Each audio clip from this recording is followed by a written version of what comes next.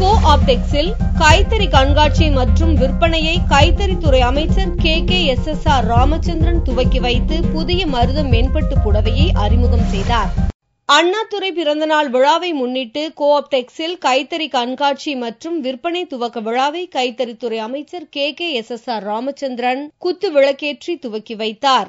பின்னர் புதிய மருதம் மென்பட்டை அறிமுகம் செய்து முதல் விற்பனையை துவக்கி வைத்தார். பின்னர் செய்தியாளர்களிடம் பேசிய அமைச்சர் ராமச்சந்திரன், தீபாவளி பண்டிகையை முன்னிட்டு 750க்கும் அதிகமான ரகங்கள் அறிமுகப்படுத்தப்பட உள்ளதாகவும், ஜனவரி 31ஆம் தேதி வரை பருத்தி மற்றும் பட்டு ரகங்கள் 30% தள்ளுபடி விலையில் விற்பனை செய்ய இருப்பதாகவும் கூறினார்.